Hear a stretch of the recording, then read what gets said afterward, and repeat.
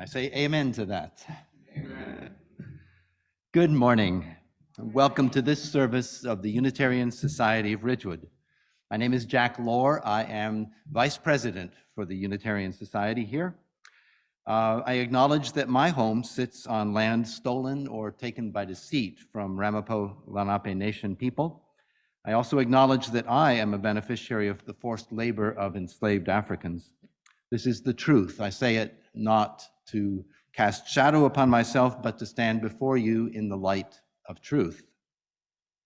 Now, before I say anything more, I want to acknowledge something else. Some of you may be feeling a little groggy this morning, or maybe your voice isn't quite waked up yet. We all know that we've lost an hour of sleep last night. We call it daylight savings time, but actually we lose. This is confusing.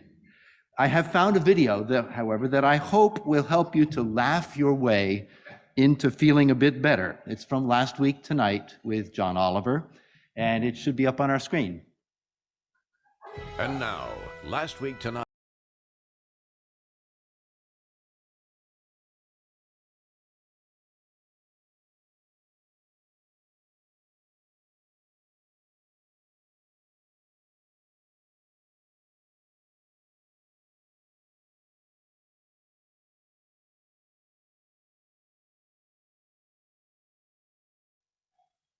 Now there.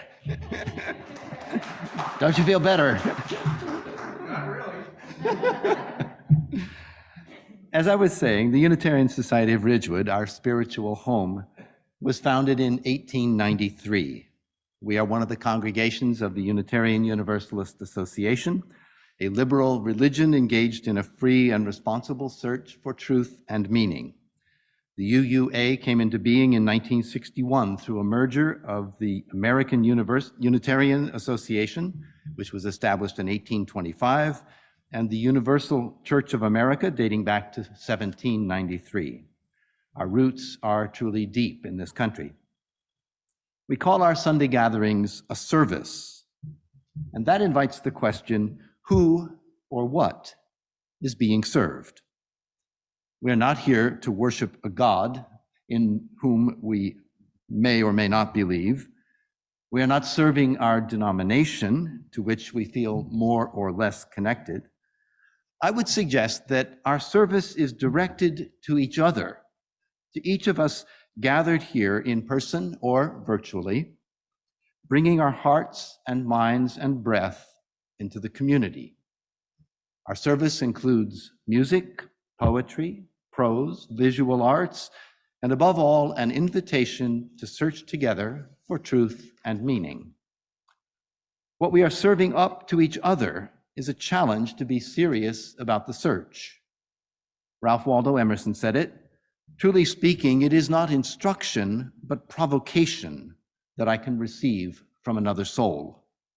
What we proclaim, you must either find true in yourself or reject. Accept only what resonates with your own soul. If you're new to USR, we extend a special welcome. We want to get to know you better and to have you know us. Do stay for coffee hour and please let us know of your presence. Again, welcome. Please feel at home. It is good to be with you this morning.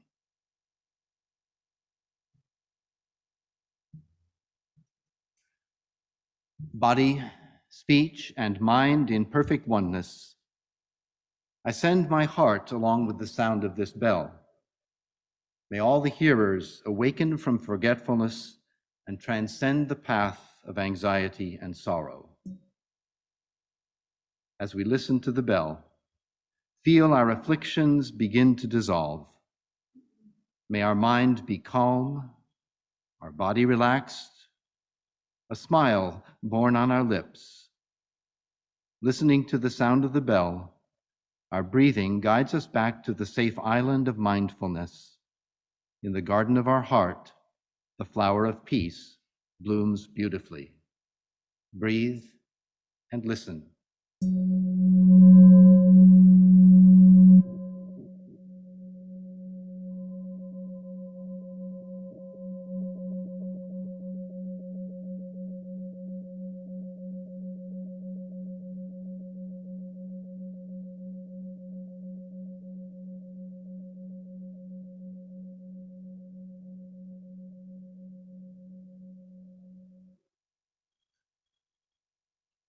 Each week, we light the chalice to express our intention to be enlightened. Let us say the words together for lighting the chalice. We light this chalice for the light of truth, the warmth of love, and the energy of action as we gather together in the circle of community.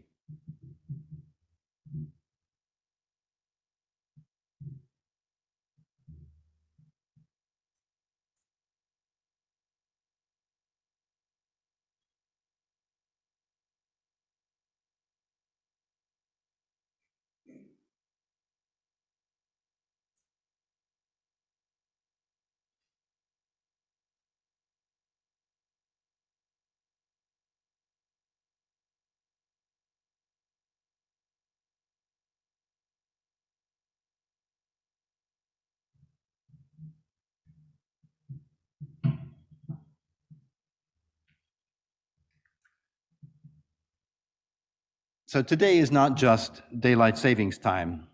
It's also the second anniversary of our decision to go to a virtual service.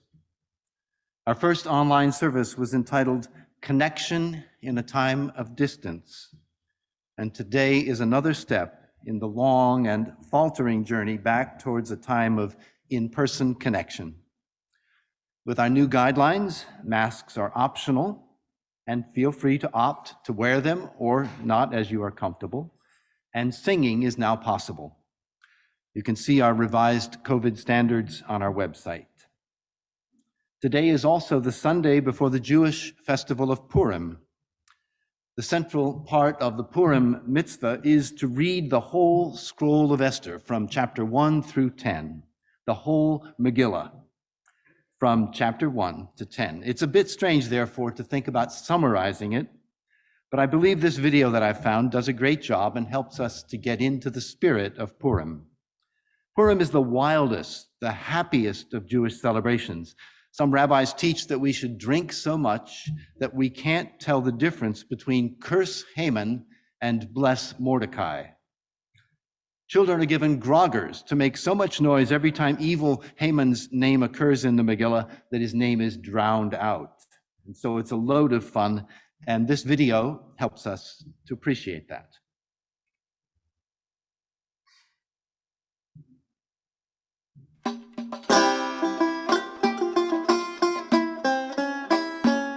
In Persia, a long, long time ago, lived Mordecai and his cousin Esther. Hello, my name is Esther, and I am Jewish. I live in Persia, and I am fierce. Go Esther! Go Esther! Go Esther! Hey guys, have you heard? Queen Vashti was banished for disobeying the king, and now there's a countrywide audition to be the king's new queen. I'm so nervous. They don't know I'm Jewish, and I'm not gonna bring it up. Go Esther! Go Esther! Go Esther! Morty was right. I totally won. It's cool being queen. I have beautiful things. But I'm lonely being cut off from all my real friends. Mordecai is coming to visit me today. I want to run and greet him, but that Haman dude, the prime minister, is downstairs. There's something not quite right about that guy. Can't put my finger on it. Finally, Morty arrives. Are you okay? And Morty tells me the most horrible words my ears have ever heard. Everyone was ordered to bow down to Haman, and everyone did except him, and Haman flipped out. Now Haman has convinced the king to declare that on the 13th of the month, the Jews will all be killed. I knew there was something about that Haman. I need to start trusting my instincts. Mordecai, these are our people, our family, our future. And Morty tells me, it's no mistake that I was named queen. I must convince the king to stop this slaughter. But Morty, anyone who steps to the king without being summoned faces death. Look what happened to Queen Vashti. That night I lay restless. I look out the window and I remember. Hello, my name is Esther, and I am Jewish. I am so fierce, and I'm the queen. The next day I approach the king. need to talk to you. I'm throwing a banquet tomorrow, and I want you and Haman to come. He agrees. Go, Esther. Go, Esther. Go, Esther. The banquet is awesome. Haman and the king are in the front row, and I stand in front of all the Persian guests. My dear king, it has been ordered that all the Jews are to be killed. That means that I am going to die too, for I am Jewish. I am standing up for what I believe in. If you believe that I shouldn't die and that my people shouldn't die, then you must stop this evil plan. The room went silent. Who would ever think of such a thing? The king cried. Him, I pointed, Haman. The king was furious. He stood up and bellowed, "Let it be ordered across the land that no Jews are to be killed." Go, Esther. Go, Esther. Go, Esther. And wouldn't you know, my king flipped the script. Haman was hanged and the Jews were saved. Always have the courage to stand up for what you believe in. Oh, and P.S. I started making these awesome cookies that are shaped like Haman's silly hat. They're selling like hotcakes. Who knew?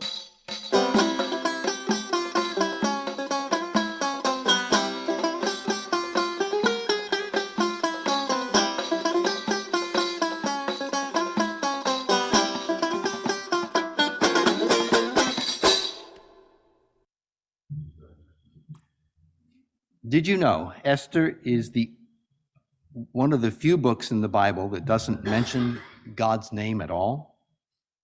It might be a text for a congregation like ours. It makes the point that human agency, human courage, and maybe a little bit of holy coincidence can change the world. We are not hoping for or praying for divine intervention. We know that if the world is to become a better place, it's going to be up to you and me, just as it was up to Esther and Mordecai. As the video says, always stand up for what you believe in. And now we have a chance to go beyond humming to hymning. Let's, if you will, join in singing hymn number 159, This Is My Song.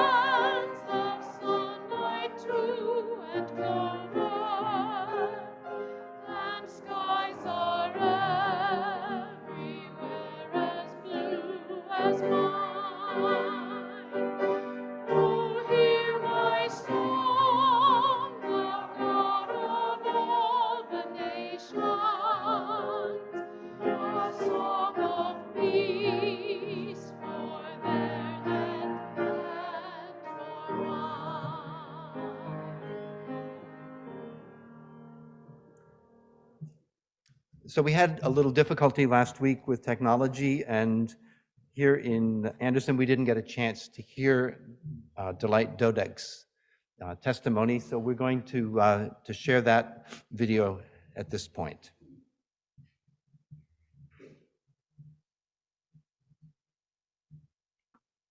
Hello to all our friends at the Unitarian Society.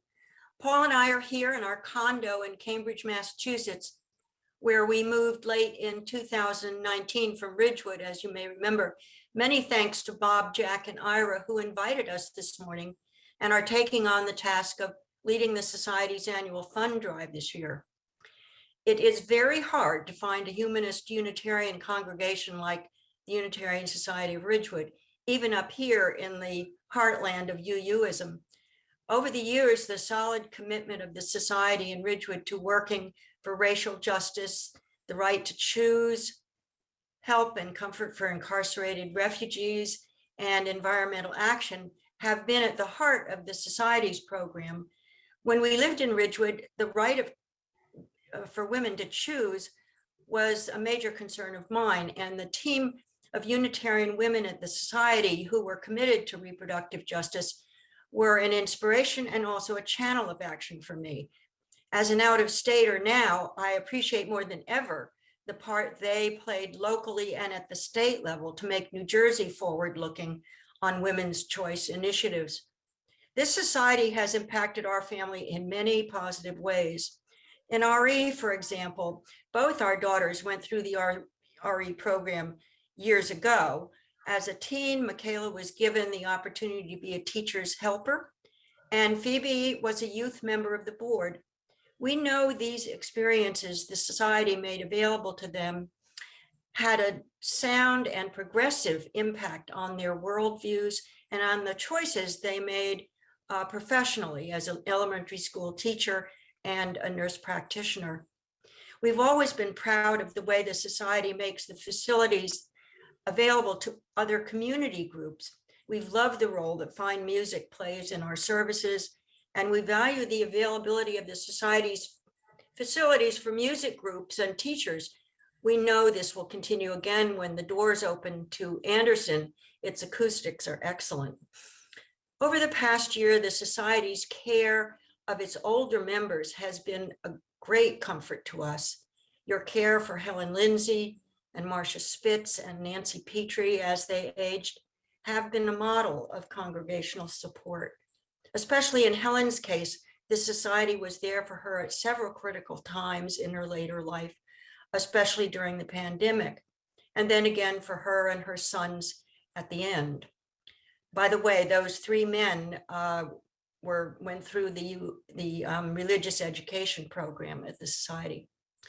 These generational connections get more and more important to us as time goes by. During the pandemic, we watched the development of a whole new dimension to the Society's presence, Zoom and virtual programs. Though these programs have been a necessity for sure, be assured that they have benefited people like us who, for one reason or another, can't get to 113 Cottage Place in person. By attending Sunday services or interest groups online, we can still be a part of the community. We can hear and see the excellent talks and meditations by Reverend Sarah.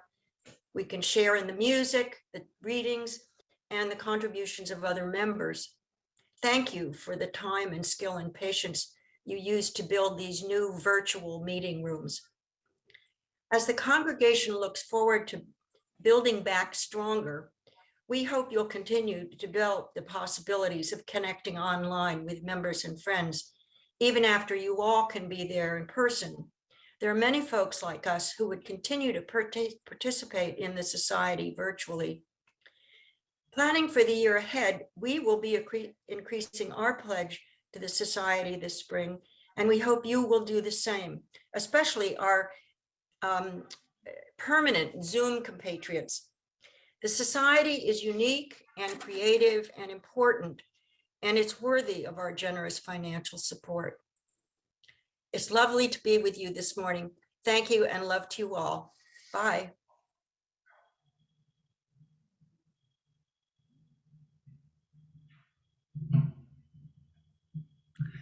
This is a caring community where we find connection and meaning.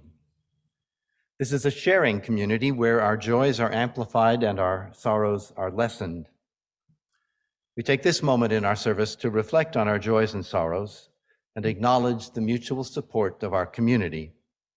If you would like, you may briefly share a joy or sorrow in the chat or pass a note here in Anderson.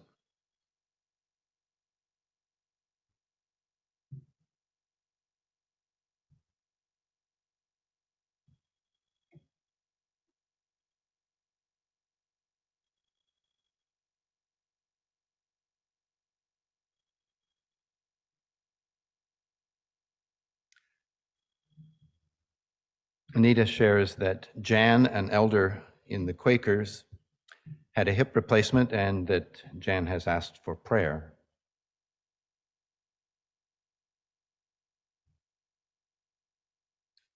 Paul Rosengren shares, this is the 1-year anniversary of the passing of his mom, Beverly Rosengren.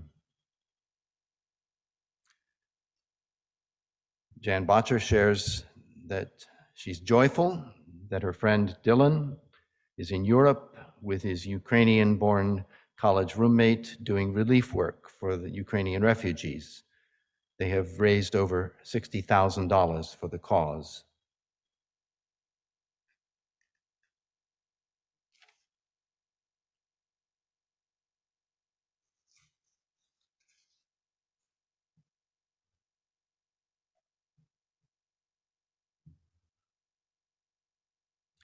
We remember those who have shared, those they have named, and those we hold in silence in our hearts.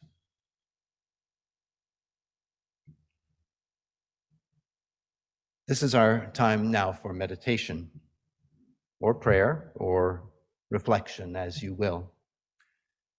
The metta meditation is a practice of extending love and compassion to ourselves, to those we love, and to all beings. It can even be practiced to learn to love our enemies. In this time of war, these words from Thich Nhat Hanh can challenge us. How can we love our enemy? There is only one way: to understand him.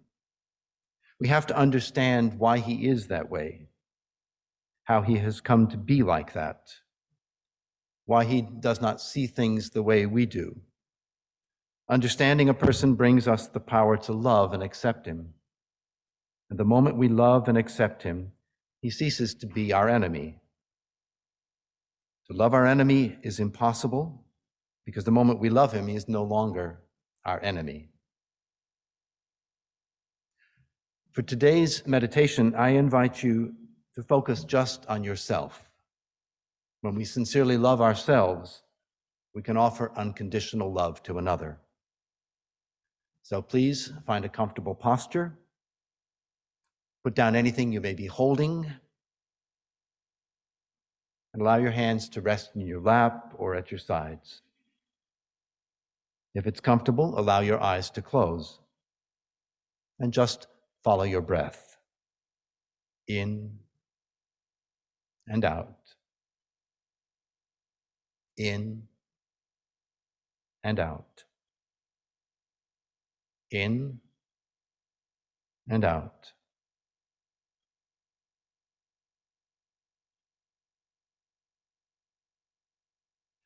Now let these words of the metta meditation be addressed to your own heart. May I be peaceful, happy, and light in body and spirit.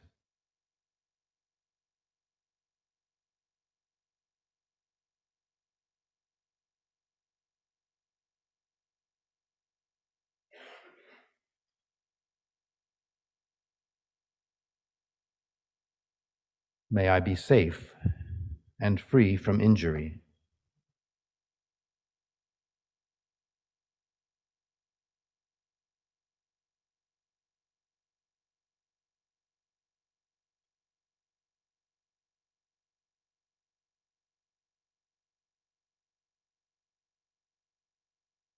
May I be free from anger, afflictions, fear, and anxiety.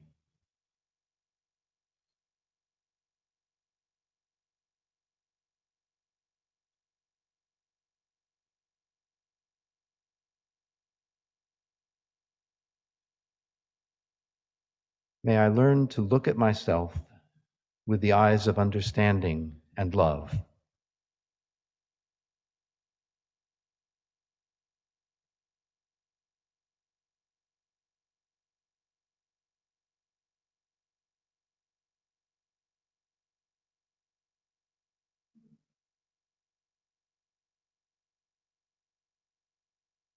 May I be able to recognize and touch the seeds of joy and happiness in myself.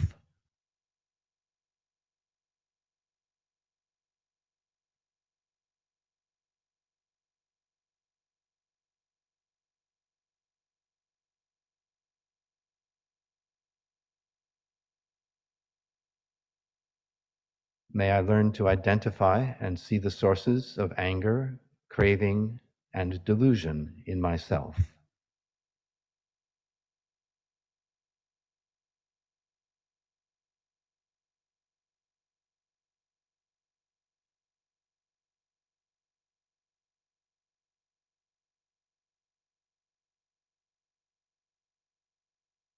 May I know how to nourish the seeds of joy in myself every day.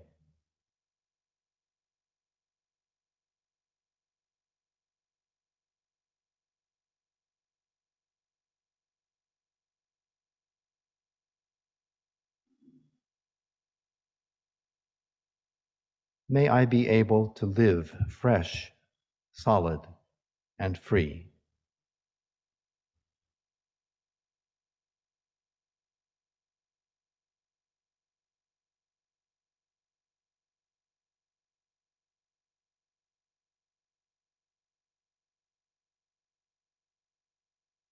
May I be free from attachment and aversion, but not indifferent.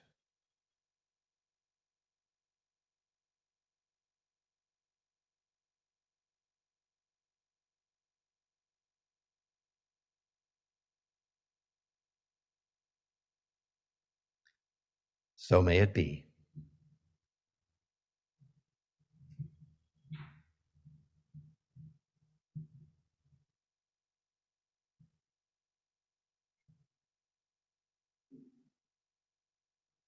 This poem is called Salvation. It is by the Reverend Dr. Lynn Unger. She's a poet, a freelance UU minister offering supply preaching, and a dog trainer. She lives in Vancouver, Washington, with her 2 Australian shepherds. It's published in her book, Blessing the Bread. By what are you saved, and how? Saved like a bit of string tucked away in a drawer? Saved like a child, rushed from a burning building, already singed and coughing smoke? Or are you salvaged like a car part, the one good door when the rest is wrecked? Do you believe me when I say you are neither salvaged nor saved, but salved, anointed by gentle hands where you are most tender? Haven't you seen the way snow curls down like a fresh sheet? How it covers everything, makes everything beautiful without exception?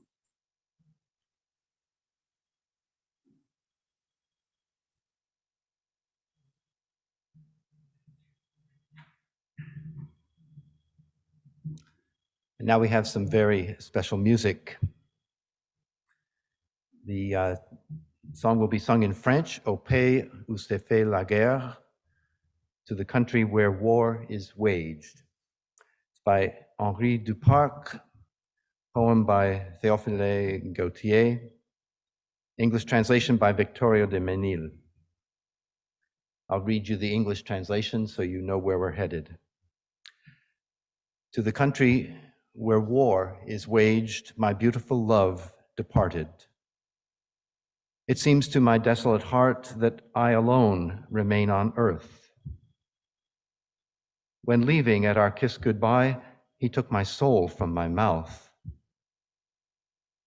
Who is holding him back so long, O God? There is the sun setting and I, all alone in my tower, I still await his return. The pigeons on the roof are cooing, cooing lovingly with a sad and charming sound. The waters under the large willows flow. I feel ready to cry. My heart, like a full lily, overflows, and I no longer dare to hope. Here gleams the white moon, and I, all alone in my tower, I still await his return. Someone is climbing the ramp rapidly. Could it be him, my sweet love? It isn't him, but only my little page with my lamp. Evening winds, veiled, tell him that he is my thoughts and my dream, all my joy and my longing.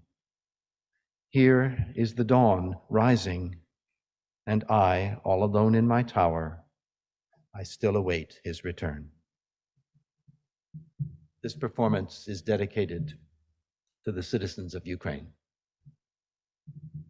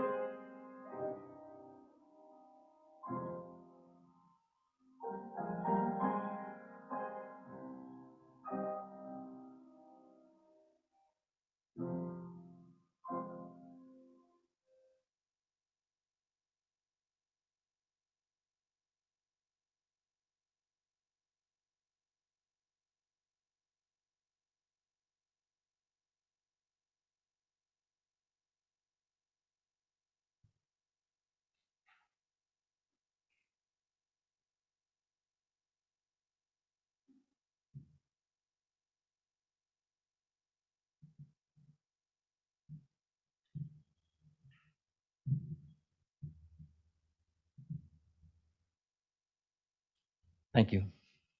Thank you. So here I am, leading another service with the Unitarian Society of Ridgewood. If I count up the times, it comes to at least a half a dozen.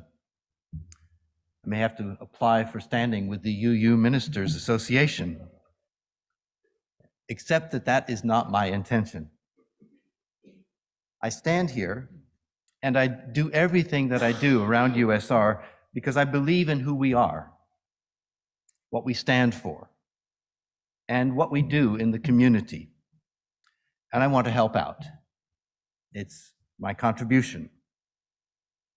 Most of you know that I am a retired Presbyterian minister, but you don't know my theology because we don't much talk about theology around here. I've been a Universalist all my life, refusing to believe in a God who was less loving than the average parent, or to accept any religion's claim to exclusive truth. Whatever salvation might mean, and we'll talk about that in a moment, it must be available to all who are willing to accept love and forgiveness. And I've been a Unitarian officially since Janice and I signed the book in 2019, but informally for much, much longer. Before I claimed Thich Nhat Hanh as my teacher, I saw Jesus and the Buddha as equally human and equally divine, in the same sense that each one of us contains seeds of humanity and divinity. Like Thich Nhat Hanh, I have an image of Jesus and of the Buddha on my meditation stand, and I consider them both to be my spiritual ancestors. And when it comes to theism, I suspect I'm closer to those of you who call yourselves atheists in rejecting traditional concepts of God. I'm more in line with the process theology of Rabbi Brad Artson, Dean of Rabbinic Studies at the American Jewish University in Los Angeles. When I was serving as a pastor and someone tried to shock me by proclaiming themselves to be atheist, I would respond by saying, "Tell me about the God you don't believe in. I suspect I'm an atheist." In the end, whatever our theories about theology, the beautiful community of USR is our shared commitment to humanity. I say all of this because it feels like the right time and place. This is the last service that I plan to lead for some time. As you know, I was elected vice president for USR last June with the expectation, barring an insurrection, that I will become president in July of this year. And I don't want to confuse the roles of preacher and president. But more importantly, I hope that speaking a little bit about where I'm coming from will moderate some of your projections that you might be making onto me when you think the words Presbyterian minister. I'm not that, whatever that is. I'd like you to have a more realistic target if you are inclined to be angry or fearful about where I might try to lead the Unitarian Society of Ridgewood when I serve as president. Now that I've said all that, let me pause. Are there any comments or questions?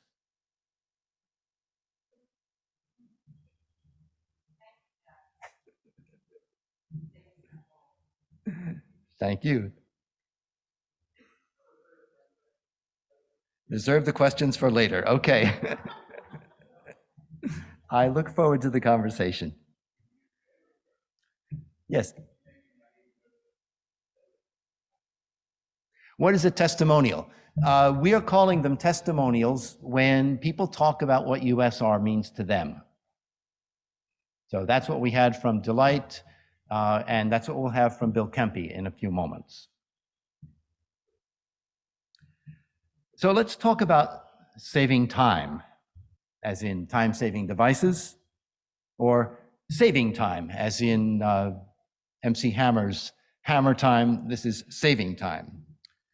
The question in my head is whether we can actually save anything.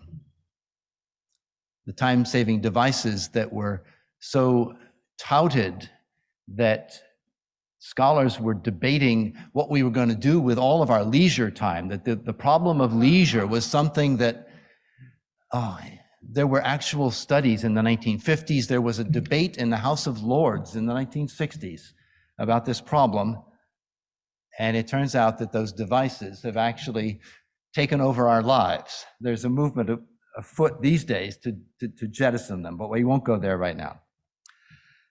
Reverend Sarah Lindsay and Reverend Peggy Clark do a regular podcast called Hope and Heresy. I recommend it as a way to get our minister, to get to know our minister better in a different context. I was inspired to my topic today by the confluence of daylight savings time, Purim, and a recent episode of Hope and Heresy entitled Soteriology, or the subject of salvation. They talk about it at length, and I recommend that you listen. They talked about how our universalist views undermine traditional visions of heaven and hell, and therefore question the need for salvation.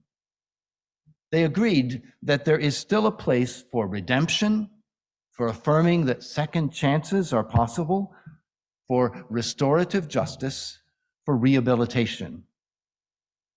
But that's not granted, in our view, by a divine savior. It's a gift we humans give to each other. Reverend Sarah said we owe it to each other. And Reverend Peggy said this: if I'm going to critique liberal religion, I'm going to say we don't do that well. We talk about redemption, but I would actually argue that we're not so good at it. We don't forgive each other so quickly. We can be pretty intense. I think we struggle with redemption for each other. So in this brief meditation, that is my saving time thesis.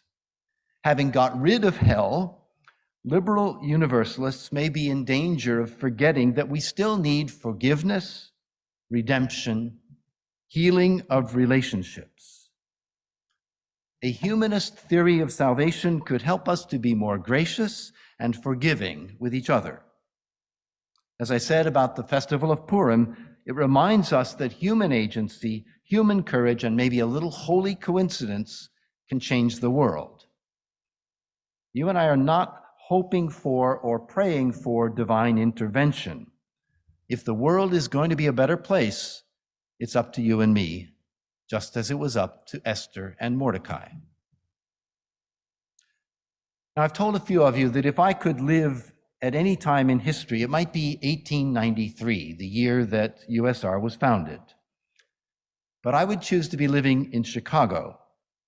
Think gleaming alabaster cities of the world's Columbian Exposition. Think in particular of the World Parliament of Religion that took place at the Columbian Exposition.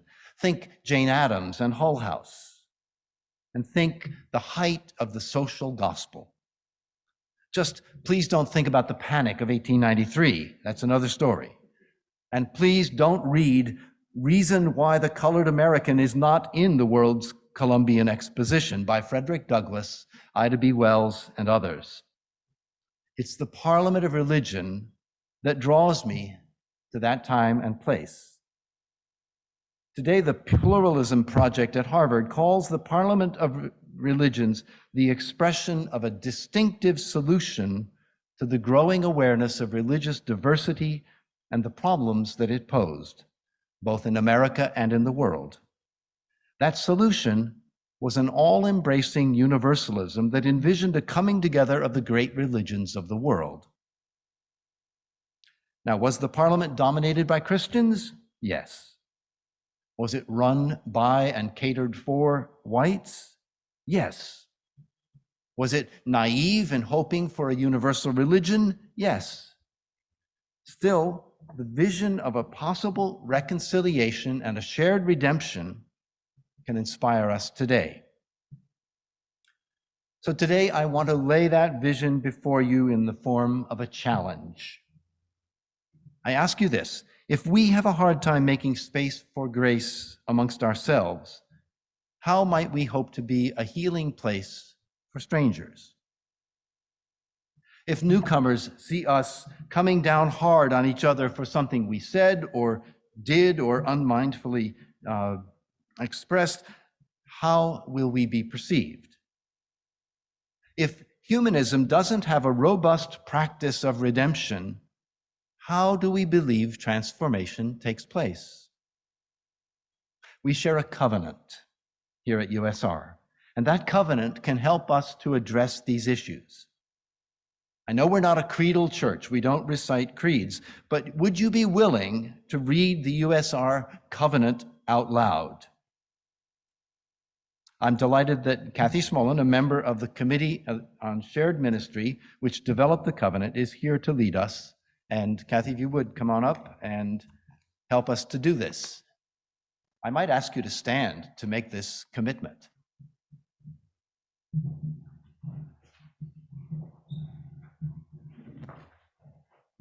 Good morning. Good morning. Just like to remind you, this covenant was adopted and approved by the congregation in June 2021 at the annual meeting. Led by our shared Unitarian Universalist values, committed to the search for truth, meaning, and justice, and determined to create a community of trust, warmth, and joy together with love, we covenant to support this congregation with our presence, gifts, and service, and to care for each other and the long-term well-being of our community. To listen deeply to one another in a spirit of openness, acceptance, and trust. to speak and act with forethought, honesty, and compassion, considering not only the intent, but also the impact of our words and behaviors. To speak directly whenever safe to those with whom we have disagreements, and to encourage others to do the same, seeking assistance from leadership as needed. To include all people with gratitude for the differences among us, celebrating the richness of varied perspectives. To attend intentionally to dynamics of oppression and prejudice in our interactions with each other and in our congregational system. To participate in congregational votes and decisions, engaging in thoughtful dissent and respecting our democratic processes. To ask for and to extend forgiveness to each other if we break these promises. This covenant is a living document to which we can refer in our interactions with each other, reminding ourselves of our shared promises. It invites ongoing learning and courageous acts of love and reconciliation. Thank you very much. And now we have a testimonial by Bill Kemp.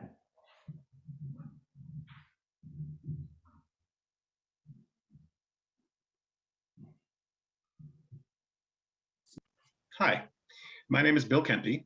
My wife Liz and I have been members of the Unitarian Society since 2017, along with our sons Billy, also since 2017, and Jamie since last year. Although I don't know if Jamie's actually, no, I guess he's been to one family service. So I'm agnostic, and I've always been curious, but I haven't really come to know exactly what I believe. But I am pretty sure at this point I don't believe in heaven or hell. Growing up, though, my parents, who were also not particularly religious, they instilled in me the importance of being a good person and helping other people. And so you put those two things together, and it's probably not surprising that I believe in the importance of doing the best we can with the time we have here on Earth, especially for people who are less fortunate than we are. So given that, I'm very glad to be part of the community here at the Unitarian Society of Ridgewood, where that line of thinking is so central to the shared experience. I think about all the good that this congregation does in the world, that you do in the world through advocacy, through direct action, and I'm pleased to do what we can to be part of that and to support it. I'm glad also to be part of UU as a pluralistic community where people of all faiths and of none, like me, are equally welcome. I attended a small liberal arts school in the Midwest, and so I'm a strong believer in the liberal arts ethos of critical thinking and breadth of knowledge, knowledge for its own sake. And given that, and also I don't subscribe to any particular faith, I believe it's important to know about them, though, and to understand them and what they entail, because so many of our friends and neighbors do. And so I'm glad to be able to bring our sons up in the UU tradition, where through RE, they'll have the opportunity to learn about various faiths, while also reinforcing the importance of being a good person and helping others. So there too, I'm pleased to do what I can to be part of things at USR and to support the work that we do. As you may have heard, we're doing a pledge drive at the moment. And as I've just told you, I'm a believer in the community, its mission and the good that it can do and that it does. So we are putting our money where our mouth is and increasing our family's pledge. Now don't get too excited. It's from $5 a month to $10 a month. I'm kidding, of course, but about the amount, not that we're increasing our pledge. We actually already have.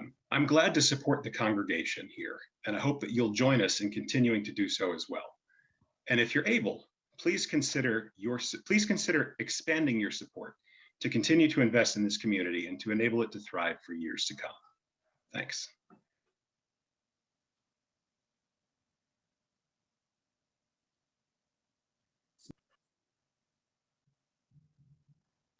Hello, I'm Helen Matiso Ayers, Secretary to the Board of Trustees. One of the promises we make to each other in our shared covenant at USR is to support this congregation with our presence, gifts, and service, and to care for each other and the long-term well-being of our community. This is the time in our service when we put that promise into action by reminding each other that we share a vision of justice and freedom for this world, and that it will take all our different levels, different talents, gifts, and support to make that vision a reality. This morning we have announcements. If you missed any announcements in the bulletin board announcements, you can catch them on our YouTube channel. Our pledge drive, Growing Back Stronger, is indeed growing. Seeds are in the ground and pledges are coming in.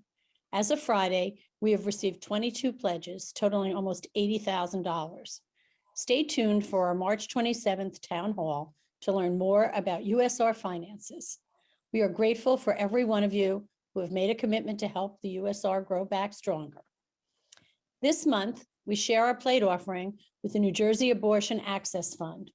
This volunteer group provides grants to help cover the cost of abortion, emergency contraception, and other related expenses. Reproductive rights are being rolled back in many states, but New Jersey stands for reproductive justice. USR is hosting the UU Faith Action Gala Saturday, April 9th at 6 p.m. Embracing Resiliency will be in person and virtually and will be hosted by the Unitarian Society of Ridgewood. Wider World Circle will host a social justice coffee hour after the April 10th service. In line with spring renewal, we are invited to recommit to social justice engagement. The offering will now be given and gratefully received.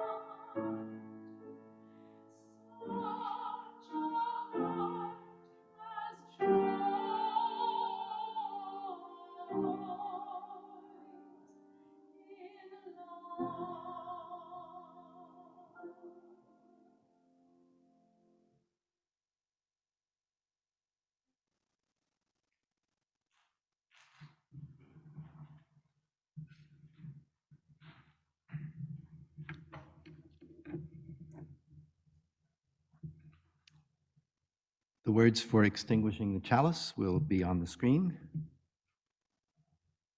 We extinguish this flame, but may the light of the truth